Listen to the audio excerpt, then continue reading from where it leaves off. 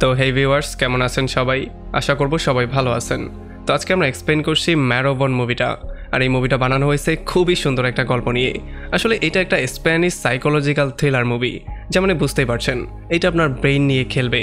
আর এই মুভির লাস্টে যে টুইস্টটা আছে সেটা আপনার মাথা পুরো ঘুরিয়ে দিবে, যেমন বুঝতেই পারছেন। ভিডিওটা শেষ পর্যন্ত দেখতে হবে। তো চলুন কথা না বাড়িয়ে শুরু করি আজকের ভিডিও। তো এই গল্পের শুরুতে আমরা দেখতে পারি একটা ফ্যামিলিকে, যারা কিনা নতুন একটা ঘরে শিফট করেছে। আসলে আমরা জানতে পারি এটা হচ্ছে গিয়ে রোজের বাবার ঘর। আর রোজের 4টা ছেলে মেয়েও ছিল, যাদের নাম ছিল জ্যাক, জেন, বিলি আর স্যাম। তাদের মধ্যে সবচেয়ে বড় হচ্ছে গিয়ে জ্যাক, যার বয়স 20 বছর, আর সবচেয়ে ছোট হচ্ছে গিয়ে স্যাম, যার বয়স 5 বছর। আসলে তারা সবাই একটা ভয়ের জন্য এখানে এসেছে, আর তারা কেউই চায় না যে তাদের আসল পরিচয়টা সবাই জেনে যাক। তো এই জন্য তারা তাদের সারনেমটাও চেঞ্জ করে নিয়েছে, যাতে করে কেউ তাদের আসল পরিচয় বুঝতে না পারে। তো এরপরে আমরা দেখতে পারি তারা খুবই আরামসে থাকা শুরু করে দিয়েছে, যেমন আমরা বুঝতে পারি তারা খুবই ভালো করে সেটেল হয়ে গিয়েছে। আর তারা যেখানে থাকা শুরু করেছে তার আশেপাশে কোনো বাড়িঘরও ছিল না, যার মানে তাদেরকে চেনার মতো কেউ তো ছিলই না, বরঞ্চ তাদের সাথে কারো কথাবার্তা হওয়ারও সুযোগ ছিল না। তবে একদিন যখন তারা সব ভাই বোন মিলে এমনিতেই বাইরে একটু ঘুরতে বেরিয়ে আসে, তখন তাদের অ্যালি নামের একটা মেয়ের সাথে দেখা হয়ে যায়, যে কিনা পাশেরই একটা গ্রামে বাস করত। আর অ্যালির সাথে কথাবার্তা বলে তাদের খুবই ভালো ফ্রেন্ডশিপও হয়ে যায়, আর তাদের মধ্যে খুবই ভালো বন্ডিংও হয়ে যায়। তো এই জন্য তারা সবাই মিলে খুবই এনজয় করে, তারা দিনগুলোকে খুবই মজা করে পার করে। আর এমন করে করেই 6টা মাস পার হয়ে যায়। আর তখন এদিকে আমরা দেখতে পারি রোজকে, যার অবস্থা খুবই খারাপ হয়েছিল। আসলে রোজ এতটাই অসুস্থ হয়ে গিয়েছিল, তার মনে হচ্ছিল যে সে হয়তোবা মারা যাবে। তবে মারা যাওয়া নিয়ে তার কোনো চিন্তাভাবনা নেই, তার শুধু চিন্তা একটা ব্যাপার নিয়েই, যে তার মৃত্যুর পরে তার ছেলে মেয়েদের কি হবে। আসলে আমরা জানতে পারি যে এই বাড়িটা এখনও রোজের নামে হয়নি, এই বাড়িটা কোনো একটা পুরুষের নামে ট্রান্সফার করতে হবে। আর যেহেতু রোজের ছেলে জ্যাকের বয়স মাত্র 20 বছর, সে এখনও 21 বছরের হয়নি, তো এই জন্য তার নামে বাড়িটাকে ট্রান্সফার করা যাচ্ছে না। তো এই জন্য রোজ মৃত্যুর আগে তার ছেলেকে বলে দেয় যে দেখো জ্যাক, আমার মৃত্যুর পরে তুমি এই খবরটা কাউকেই জানতে দিবে না, এই খবরটাকে একটা মিস্ট্রি করে রাখবে, কারণ নয়তোবা এই বাড়িটা আমাদের হাতছাড়া হয়ে যাবে। আর তাছাড়া সে তাকে বলে যে তার লাশটাকে এই বাড়ির কোনো একটা গার্ডেনের মধ্যে দাফন করে দিতে।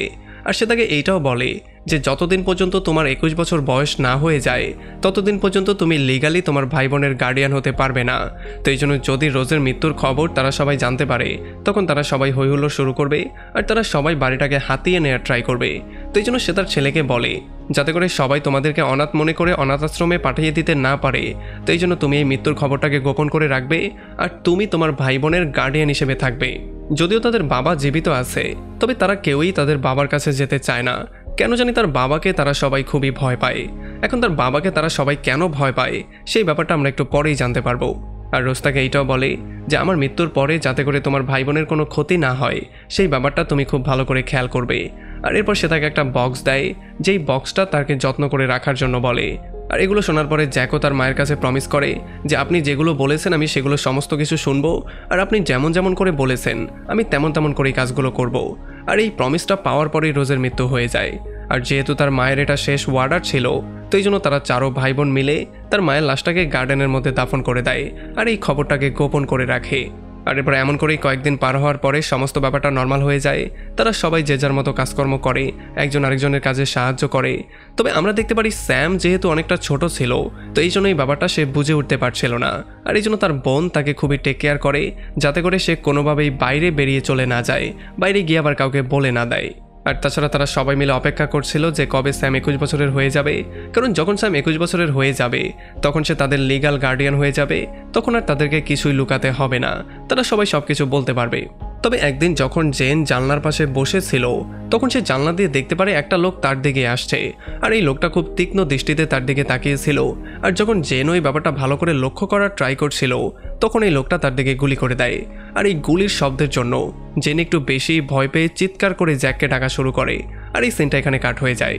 এরপরে আমাদেরকে দেখানো হয় 6 মাস পরের একটা সিন। আমরা দেখতে পারি এখন সেই ঘরের মধ্যেই তারা 4 ভাই বোন খুবই আরামসে বসবাস করছে, তাদের কোনো সমস্যা হচ্ছে না। যদিও তাদের খাবার দাবারের অনেক কষ্ট হচ্ছে, তবে তবুও তারা কোনো রকমে স্ট্রাগল করে নিজের জীবনটাকে পার করছে। আসলে জ্যান এখানে কেক তৈরি করে, আর সেই কেকগুলোকেই বাইরে নিয়ে বিক্রি করে তারা সেই টাকাগুলো দিয়ে তাদের জীবিকা নির্বাহ করে। আর প্রতি সপ্তাহে একবার করে জ্যাক বাইরে গিয়ে সমস্ত জিনিসপত্র নিয়ে আসে যাতে পরবর্তীতে তাদেরকে বেরোতে না হয়। আর তখন সে গিয়ে অ্যালির সাথেও মিট করে, কারণ অ্যালি আর সে এখন একে অন্যকে ভালোবাসে আর তারা দুজন খুবই রোমান্টিক সময়ও পার করে। আসলে অ্যালি শহরের একটা লাইব্রেরিতে অ্যাজ এ লাইব্রেরিয়ানের জব করতো।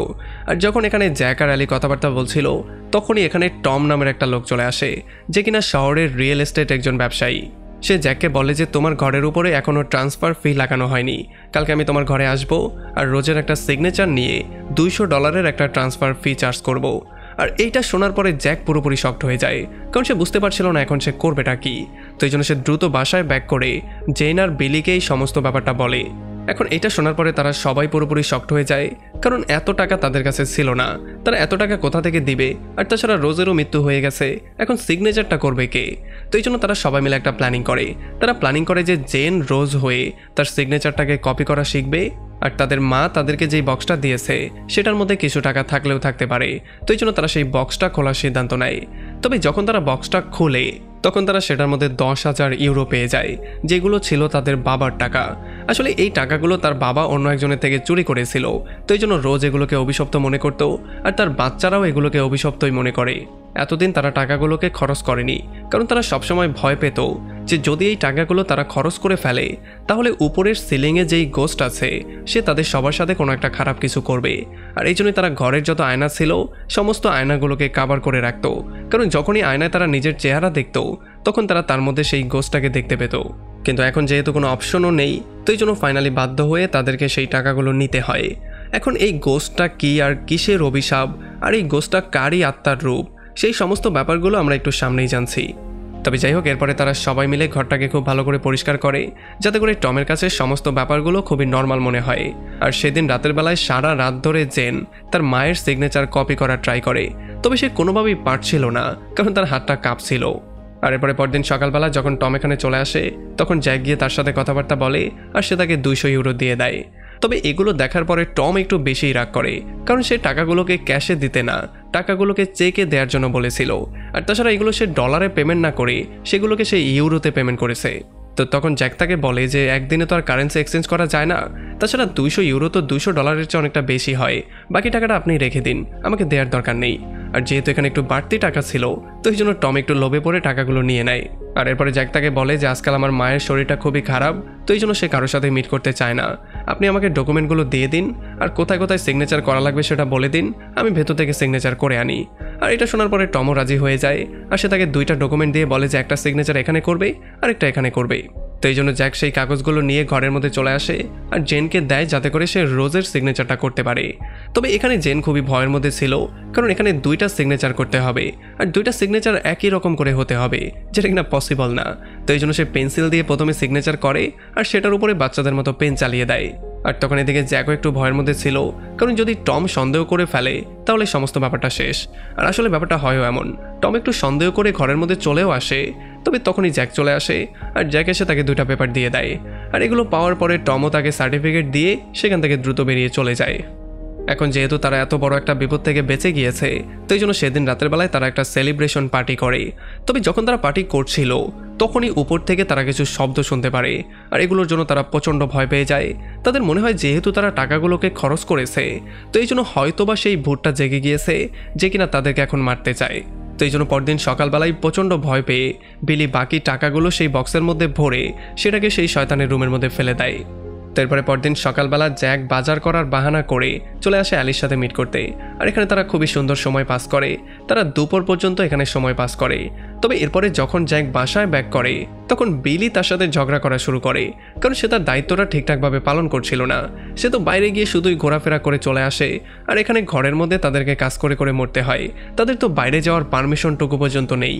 আর যখন তারা এগুলো নিয়ে তর্কাতর্কি করছিল তখন আমরা দেখতে পারি স্যাম লুকিয়ে লুকিয়ে একটা রুমের মধ্যে চলে আসে, যেই রুমের মধ্যে আয়নাটা আনকাভার হওয়ার জন্য এখানে সে একটা গোস্ট দেখতে পারে। আর এখানেই সিনটা কাট হয়ে যায়। পরের সিনে আমরা দেখতে পারি জ্যাক বেহুশ হয়ে পড়ে আছে। এখন এখানে হয়েছেটা কি, জ্যাক কেন বেহুশ হয়ে গেল সেই ব্যাপারটা আমরা একটু সামনেই জানবো। তবে এখানে এই ব্যাপারটা আমরা ক্লিয়ারলি বুঝতে পারি যে এই আয়নার ভূতটা আর অন্য কেউ না, সেটা হচ্ছে গিয়ে তাদের বাবা সিমন, যে কিনা 6 মাস আগে জেল থেকে বের হয়ে তাদের থেকে সেই টাকাগুলো ফেরত নেওয়ার জন্য এসেছিল, যাকে জেন দেখতে পেয়েছিল আর সে খুবই ভয়ও পেয়ে গিয়েছিল, আর যে কিনা জেনের উপরে গুলিও করেছিল। এখন হয়তোবা সেদিন তারা তাকে মেরে ছাদের উপরে বন্দি করে দিয়েছিল আর সেখানে রুমটাকেও লক করে দিয়েছিল, আর যেহেতু সেখানে কোনো খাবার দাবারও দেয়া হয়নি, তো এই জন্য ক্ষুধা আর তৃষ্ণায় ফাইনালি তার মৃত্যু হয়েছিল, আর সেই হয়তোবা এখন ভূত হয়ে গেছে। তো এই জন্য জেনি মনে করে যে যেহেতু তারা সিমনকে মেরে ফেলেছে আর তার লাশটাকেও তারা কবর দেয়নি, তো এই জন্য হয়তোবা তার ভূতটা তাদেরকে বিরক্ত করছে তার লাশটাকে কবর দেওয়ার জন্য। তবে আমরা দেখতে পারি এগুলো শোনার পরে জ্যাক তাকে সরাসরি না করে দেয়, কারণ সে কোনোভাবেই সেই দরজাটা খুলতে চায় না, সে তাকে সেখান থেকে কবরও দিতে চায় না, সে বলে সে সেখানে আছে, পড়ে থাক। আর তখন এদিকে আমরা দেখতে পারি টমকে, যে কিনা আসলে নিজেও অ্যালিকে পছন্দ করত। তবে যখন সে অ্যালিকে প্রপোজ করে তখন অ্যালি তাকে সরাসরি না করে দেয়, আর তখন সে তাকে একটা ফাইল দেখায় যেটা কিনা ছিল জ্যাকের ফ্যামিলিকে নিয়ে।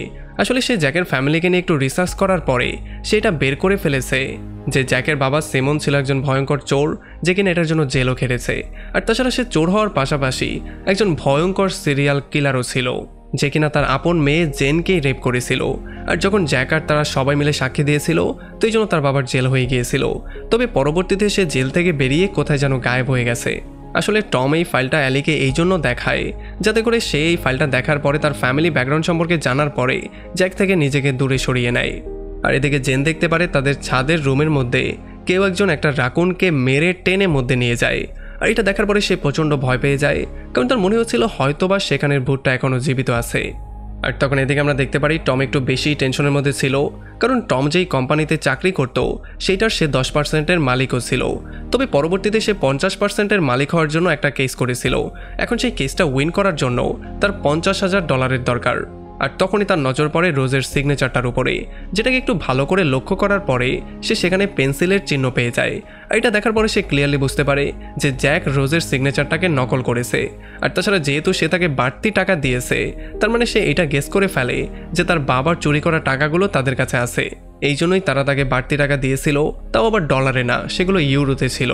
তো এই জন্য সে গিয়ে জ্যাককে ব্ল্যাকমেল করা শুরু করে, আর সে তাকে বলে যে যদি তুমি আমাকে $5,000 না দাও তাহলে আমি এই ব্যাপারটা রিভিল করে দিব আর সবাইকে জানিয়ে দিব যে তোমার ফ্যামিলি ব্যাকগ্রাউন্ড কী ছিল আর তুমি কিভাবে এটা নকল করেছো, তোমার এই জন্য জেলও হতে পারে।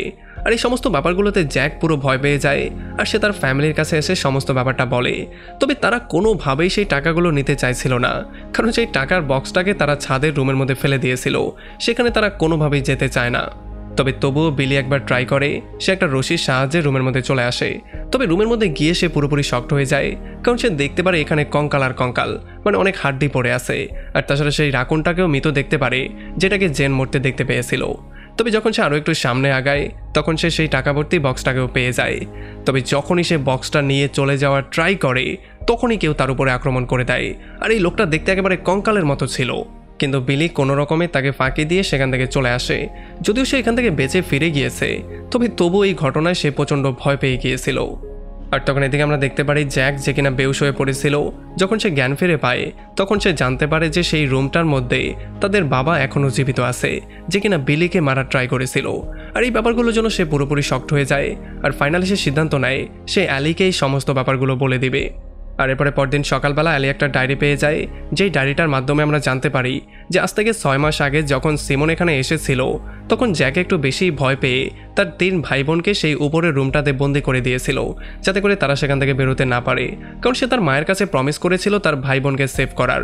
আর সে সেই টাকার বক্সটা নিয়ে নিজে চলে গিয়েছিল তার বাবার সাথে মিট করতে, কিন্তু এখানে তার বাবা তাকে সম্পূর্ণভাবে মারার ট্রাই করে, কারণ সে তার বিরুদ্ধে সাক্ষী দিয়েছিল। আর এই মারামারির মধ্যে জ্যাক সেখানে বেহুশ হয়ে গিয়েছিল। তবে তখন তার বাবা সেই রুমের মধ্যে গিয়ে তার সেই 3 ভাই বোনকে জঘন্যভাবে খুন করেছিল। আর যতক্ষণে জ্যাক জ্ঞান ফিরে পেয়ে সেই রুমে ব্যাক করে ততক্ষণে সে দেখতে পারে সবকিছু শেষ হয়ে গেছে, তার বাবা সবাইকে খুন করেছে। তো এই জন্য সে সিমনকেও সেই রুমের মধ্যে বন্ধ করে দেয় আর বাইরে থেকে দরজাটাকে লক করে দেয়, যাতে করে কোনোভাবে সে বেরোতে না পারে। আর এই সমস্ত ব্যাপারগুলোতে জ্যাক প্রচণ্ড ভেঙে পড়ে, যদিও এখানে তার কোনো দোষ ছিল না, তবে তবুও সে তার মাকে প্রমিস করেছিল সে তার ভাই বোনকে সেভ করবে, তবে সে সেটা করতে পারেনি। তো এই জন্য সে সুইসাইডও করার ট্রাই করে, তবে সে সাহস করে উঠতে পারছিল না। আর এই জন্য যেহেতু তার ব্রেইনের উপরে বেশি প্রেশার পড়ে গিয়েছে আর সেই ব্যাপারগুলো সহ্য করতে পারেনি, তো এই জন্য মাল্টিপল পার্সোনালিটি ডিসঅর্ডারের মতো একটা রোগের মধ্যে সে চলে যায়।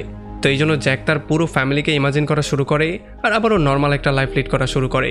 আসলে জ্যাক যে তার 3 ভাই বোনের সাথে কথাবার্তা বলতো সেই প্রত্যেকটা ক্যারেক্টার সে নিজেই ছিল, আর সে যতগুলো সিদ্ধান্ত নিয়েছিল সেই প্রত্যেকটা সিদ্ধান্ত সেই নিয়েছিল। আর এই জন্যই আমরা জ্যাককে ছাড়া কখনোই কাউকে বাইরে বেরোতে দেখতে পাইনি। এখন এই ডায়েরির জন্য অ্যালিস এই সমস্ত ব্যাপারটা জানতে পারে, তো এই জন্য সে চলে আসে ঘরের মধ্যে ব্যাপারগুলো চেক করতে, যেখানে সে দেখতে পারে জ্যাক তার নিজের সাথেই কথাবার্তা বলছে। আর তখন এখানে টমও তার টাকাগুলো নেওয়ার জন্য চলে আসে, তবে তখন সে উপরের তালা থেকে কিছু শব্দ শুনতে পারে। আর যখন সে উপরে গিয়ে লকটাকে আনলক করে তখন সিমন তাকে খুবই জঘন্যভাবে খুন করে। আর তখন অ্যালিও কিছু শব্দ শোনার পরে সেখানে চলে আসে আর সিমন তার উপরে আক্রমণ করার ট্রাই করে, তবে তখন শেষ মুহূর্তে জ্যাক এসে তাকে শ্যুট করে মেরে ফাইনালি অ্যালিকে সেভ করে। তবে এখনও সে তার ভাই বোনকে দেখতে পাচ্ছিল, যেমন আমরা বুঝতে পারি যে তার মধ্যে মাল্টিপল পার্সোনালিটি ডিসঅর্ডারের যে সমস্যা সেটা এখনও সমাধান হয়নি। তো এই জন্য অ্যালি তাকে নিয়ে চলে আসে সাইকিয়াট্রিস্টের কাছে আর তার চিকিৎসা করানো শুরু করে। তবে কিছুদিন পরে সে বুঝতে পারে যে আসলে জ্যাক এটার মধ্যেই খুশি আছে, তো এই জন্য সে তার আর মেডিসিনগুলো তাকে দেয় না, আর সে নিজেও তার সঙ্গে এমন করেই বাস করা শুরু করে। আর একদিন অ্যালি জ্যাককে তার একটা ছবি গিফট করে যেখানে তারা ভাই বোন সবাই একসাথে ছিল।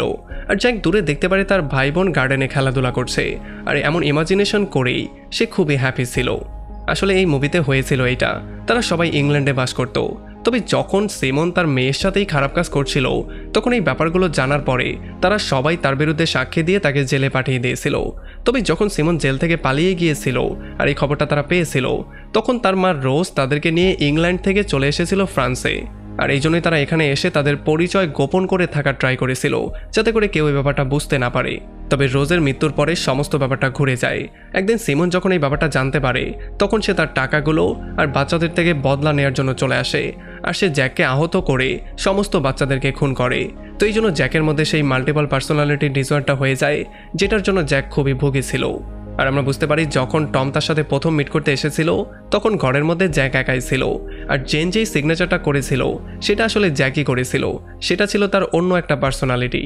আর মিরর দেখে স্যাম এই জন্য ভয় পেয়ে গিয়েছিল, কারণ মিররের মধ্যে সে নিজেকে মানে জ্যাককে দেখতে পেয়েছিল। আসলে যেহেতু স্যামের পার্সোনালিটি ছোট ছিল তো এই জন্য বড় নিজেকে দেখতে পেয়ে সে অনেকটা ভয় পেয়ে গিয়েছিল। আর এই জন্যই জ্যাক এখানে সমস্ত আয়নাগুলোকে কাভার করে দিয়েছিল, কারণ এই আয়নাগুলো তাকে বারবার করে মনে করিয়ে দিত যে সে আসলে একা, তার সমস্ত ভাই বোনের মৃত্যু হয়েছে। আর এই জন্যই জ্যাক বারবার করে বেহুশ হয়ে যেত, কারণ এই পার্সোনালিটি শিফটিংয়ের জন্য সবসময় তাকে বেহুশ হতে হতো, আর নয়তোবা সে কিছুই করতে পারতো না। তবে তার যেই জেনের পার্সোনালিটি ছিল সেই এই ব্যাপারগুলো সহ্য করতে পারে না, কারণ শত হলেও সে ছিল মেয়ে। তো এই জন্য সে অ্যালিকে এই সমস্ত ব্যাপারগুলো বলার সিদ্ধান্ত নেয়, আর সেই ডায়েরিটা সে অ্যালি পর্যন্ত পৌঁছে দেয়। আর যেই ভূতের গল্পটা ছিল সেই গল্পটা আসলে জ্যাকই বানিয়েছিল, কারণ এই সমস্ত ব্যাপারগুলো এতটা পেঁচিয়ে গিয়েছিল যে জ্যাক কিছুই বুঝে উঠতে পারছিল না।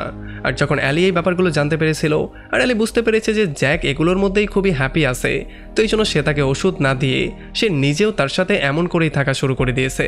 মানে ওভারঅল ব্যাপারটা হচ্ছে গিয়ে সমস্ত কিছু জ্যাকের ব্রেনের মধ্যে হচ্ছিল, বাস্তবে কিছুই হচ্ছিল না। আর এমন একটা পয়েন্টে এই পুরো মুভিটা এখানে শেষ হয়ে যায়। তো আমাকে কমেন্ট করে জানান কেমন লাগলো ভিডিও। যদি ভালো লাগে তাহলে অবশ্যই একটা লাইক করবেন, আর যদি এখনও আমাদের চ্যানেলটা সাবস্ক্রাইব করে না থাকেন তাহলে প্লিজ করে ফেলুন। তো আমাদের দেখা হবে অন্য কোনো ভিডিওতে অন্য কোনো একদিন। Till then, take care.